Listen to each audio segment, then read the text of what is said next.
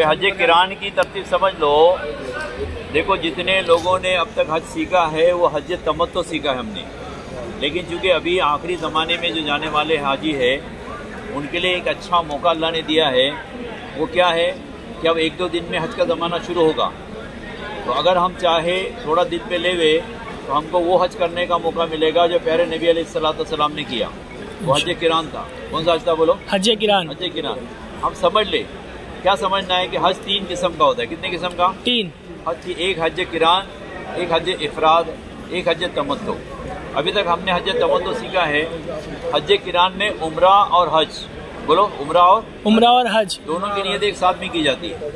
کیا مطلب کہ حاجی جب یہاں سے روانہ ہوگا حج قران کی نیت کر کے، یہ احرام باندھے گا، مکہ پہنچے گا، طواف کرے گا، صحیح کرے گا، یہ بال نہیں کاٹے گا.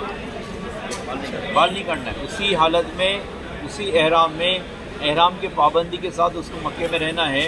اور جب 8 ذوالحجہ کو مولم لے جائے گا مینا، اسی حالت میں، اسی احرام میں وہ مینا جائے گا. تو یہ عمرہ کا ایک ہی طواف ہوگا کہ طواف قدوم بھی ہوگا ساتھ؟ بتا رہا ہوں.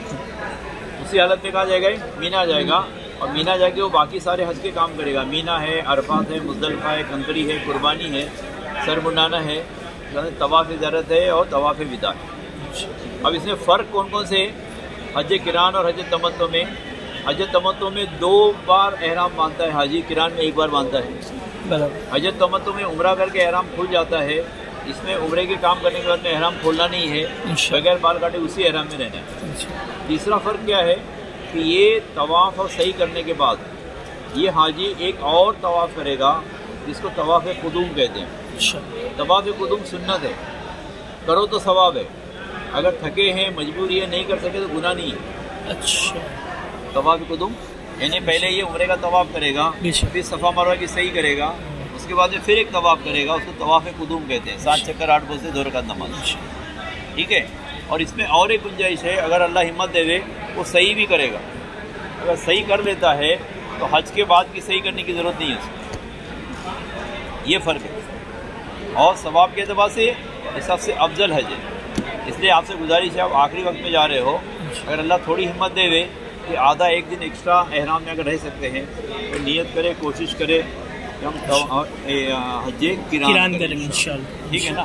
مرد بھی کر سکتے ہیں، عورتیں بھی کر سکتی ہیں. جی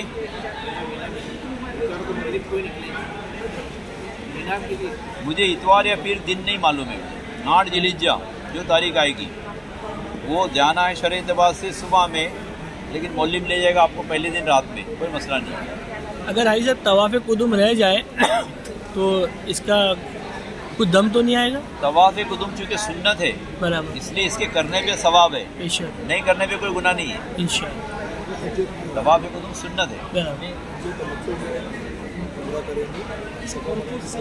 جی جی. حج تمتع، حج تمتع میں ہم 4 کام کریں گے عمرے میں. احرام نیت لبیک پہلا کام، بیت اللہ کا طواف 7 چکر 8 بوسے 2 رکعت نماز دوسرا کام، صفا مروہ کی صحیح تیسرا کام، سر منڈانا چوتھا کام. عمرے میں 4 کام کریں. آپ کا سوال کیا تھا؟ ٹھیک ہے. اس کے بعد میں تمتع کے اندر پھر جب حج کا زمانہ آئے گا دوبارہ احرام باندھیں گے حج کی نیت سے. اس میں 9 کام کریں گے. 3 فرض 6 واجب. احرام نیت لبیک پہلا فرض، عرفات کی حاضری دوسرا فرض، طواف زیارت تیسرا فرض، اور 6 واجب رہیں گے. مزدلفہ کی حاضری پہلا واجب، کنکری مارنا دوسرا واجب، قربانی کرنا تیسرا واجب، سر منڈانا چوتھا واجب، طواف زیارت کی بعد کی صحیح 5واں واجب، اور جب مکے کو چھوڑنا ہے طواف وداع 6واں واجب.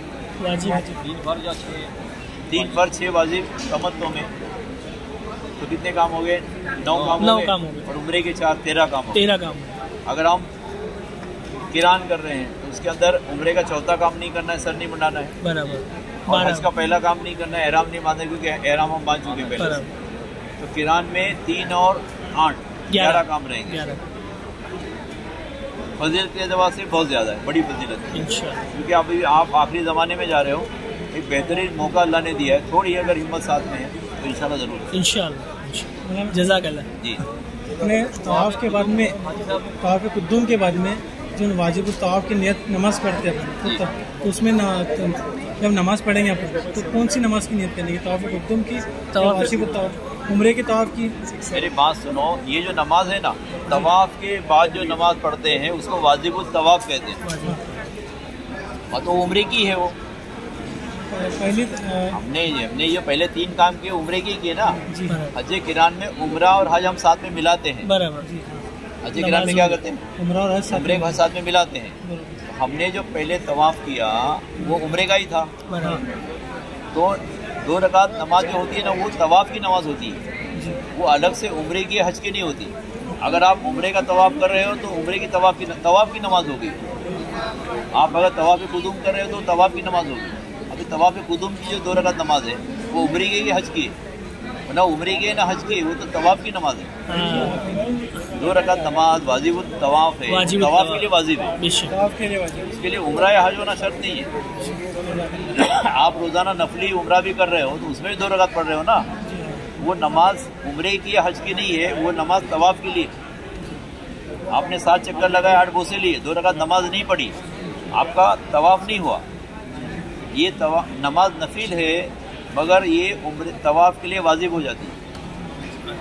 चाहे तवाफ आपका उम्रे का हो, चाहे तवाफ आपका हज का हो, चाहे तवाफ आपका रोज़ाना का नफली तवाफ हो, हर तवाफ के लिए 7 चक्कर 8 बोसे 2 रकात नमाज।